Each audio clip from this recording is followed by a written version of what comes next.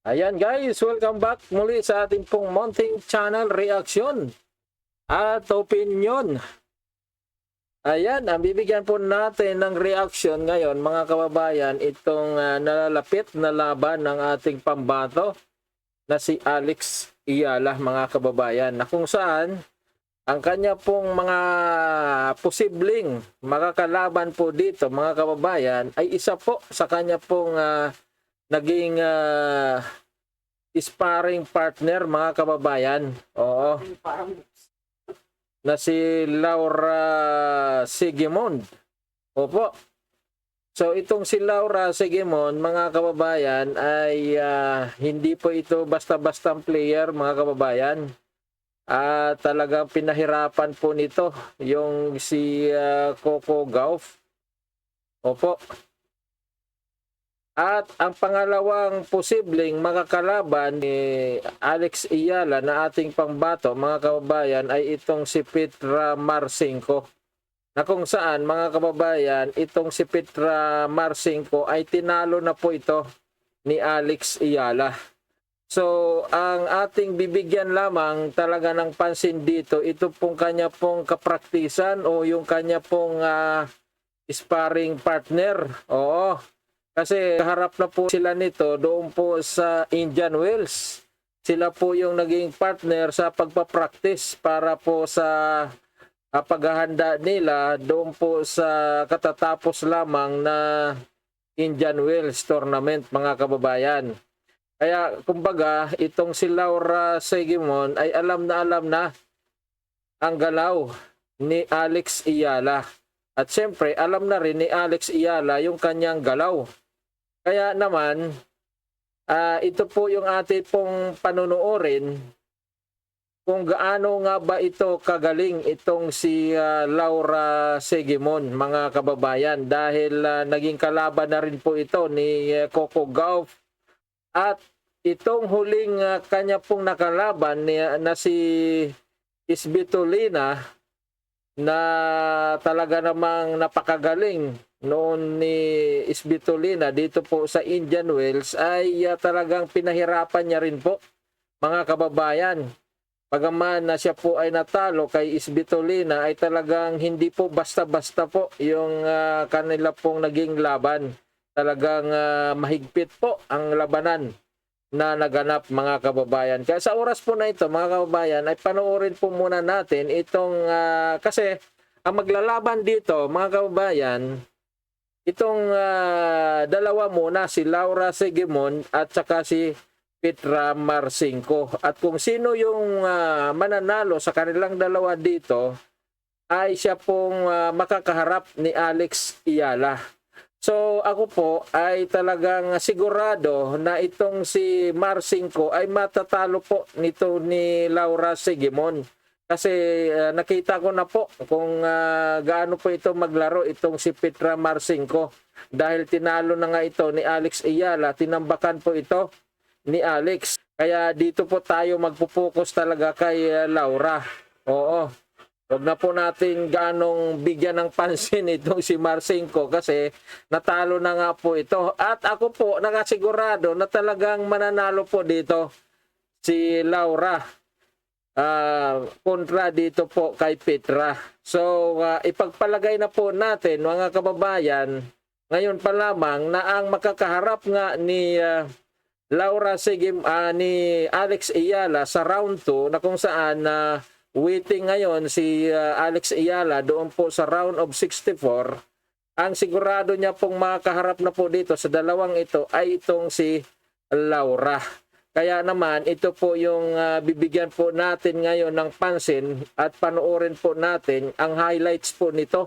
Oo, at siyempre ay panoorin din po natin yung laban po nito ni Petra at Petra Marcinko at nitong si Alex Iyala mga kababayan.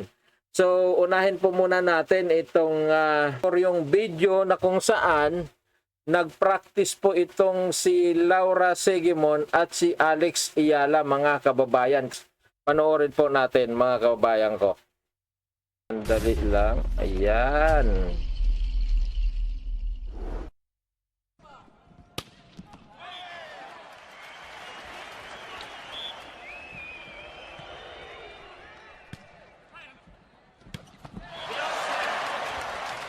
So ito po yung si Laura.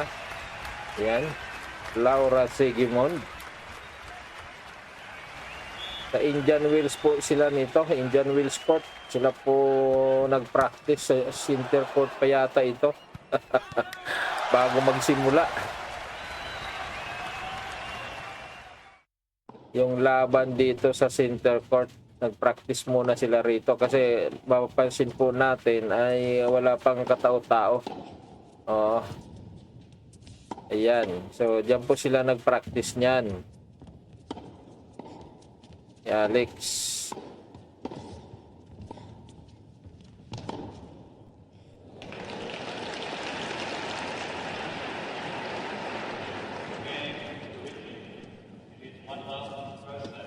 So ngayon mga kababayan ay panoorin na po natin yung talagang laro nito ni Laura Sigmund, no? Dahil sila ni Alex ay nagkaharap pa lamang dito po sa practice. So yung tunay na laro nito ni Sigmund ay kailangan makita po natin para magkaroon po tayo ng idea. Dahil ako po talagang sigurado na siya po ang makakaharap ni Alex Ayala dito po sa round 2 sa Miami Open mga kababayan. So panoorin na po natin yung tunay na laro nitong si Sigmund mga kababayan. Ayan. So kalaban niya po dito rin po ito sa Indian Wells. Oo.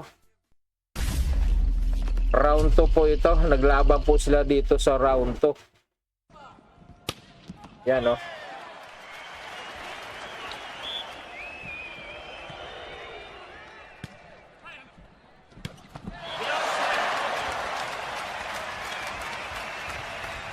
Ayan, si Laura. Ganyan yung mukha niya. Germany po ito. O yan o, tingnan nyo po mga kababayan, 6-6 yung score po dito sa first set at mag-uunahan po sila rito sa 7.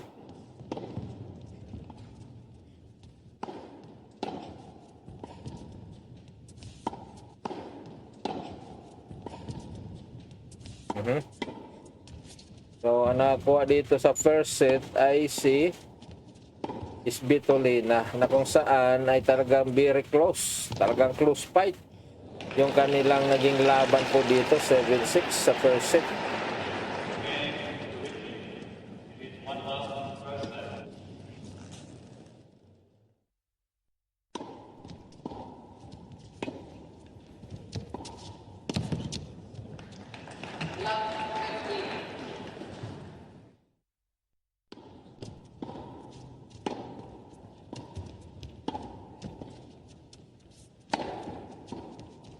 Si Svitolina mga kababayan, siya po yung tumalo kay Iga Swiatek. Opo.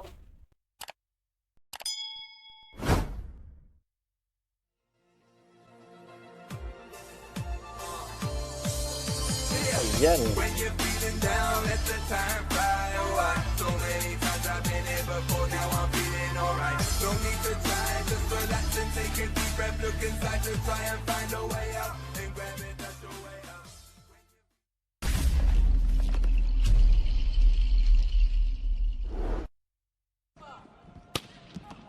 Ayan, no?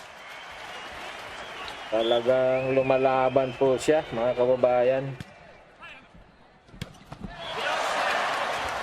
Svitolina, nakaabot po ito ng quarterfinals eh.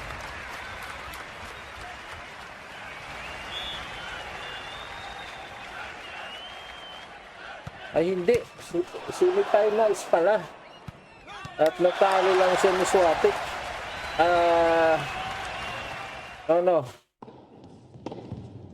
Hindi sa Swiatek ang nakatalo sa kanya, si yung naging kalaban ni tawag dito, yung nag-champion si Sabalenka.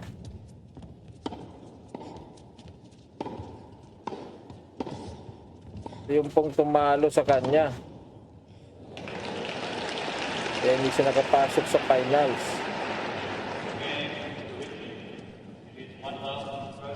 kumbaga itong si Svitolina talagang malakas, pero tingnan nyo naman itong si Segimon, mga kababayan. Dito ito sa Indian Wells, tagang nilalabanan niya itong si Svitolina. So, one set apiece po sila rito sa laban na ito. 1-1 sila sa dalawang set. At dito, third set na ito. Oo. So, kahit dito sa third set ay talagang close fight pa rin yung kanilang laban, mga kababayan.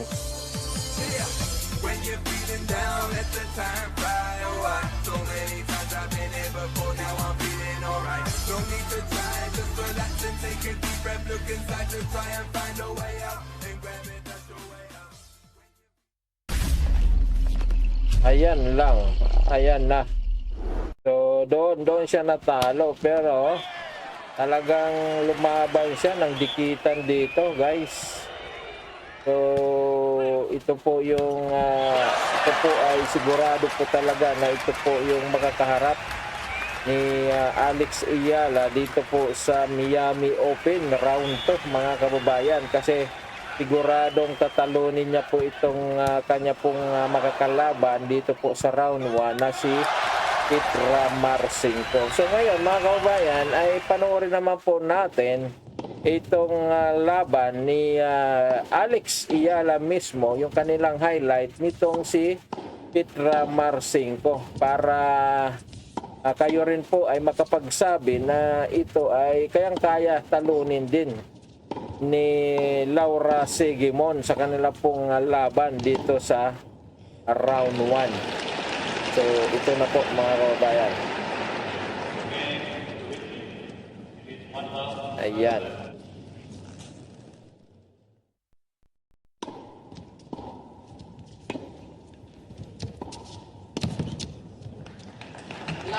Tingnan nyo po, sa first set, mga kababayan, 0 siya, no? Na 0 siya dito ni Alex Ayala sa first set. So, kumbaga, makikita po natin na medyo mahina po ito, no? Talagang pag nagkaharap sila nito ni Segimon ay talagang malamang tatambakan din ito ni Segimon. Kaya ang magkakaharap talaga sa round 2 ay itong si Alex Ayala at saka si Segimon dito po sa Miami Open 2026.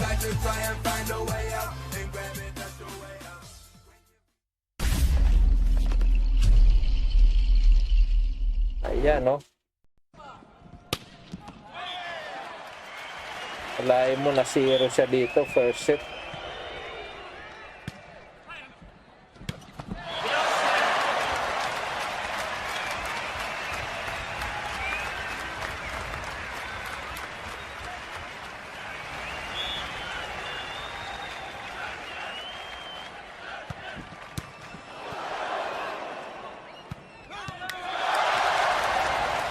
Ang ranking nito 72. Oo, ni Marcinko. Samantalang yung si Segimon, mga kababayan, 53. 53 po ang ranking nun. So, talagang tatalunin itong si Marcinko ni Segimon. Panigurado ang makaharap ni Alex ay itong si Segimon po talaga.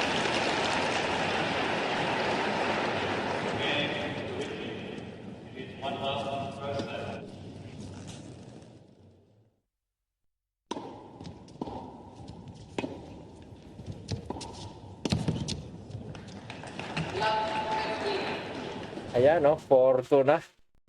Yan, 5-2 na dito sa second set, guys. So, talagang tinambakan siya ni Alex dito. Ayan na nga, 6-2. 6-0, 6-2 ang naging resulta po nila rito. So, yun. So, nakita na po natin na talagang ang posibleng makakaharap po talaga ni Alex Ayala, mga kababayan, ay itong si Segimon, mga kababayan. So, yan, no. So, ito. So, number 53. Ang mga kaharap dito ni Alex Iyala sa round 2 sa Miami Open, mga kababayan. So, yan po yung atin pong aabangan kung kailan po sila maglalaro. Kasi itong si Laura at sa Sigmon, malamang bukas po ito maglalaro, mga kababayan.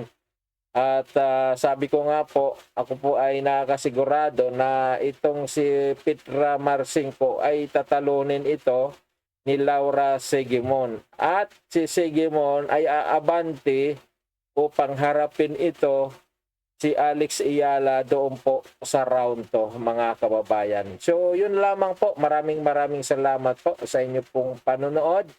God bless us all at huwag pong kalimutan na i-like at i-subscribe po itong atin pong munting channel, mga kababayan po. God bless us all.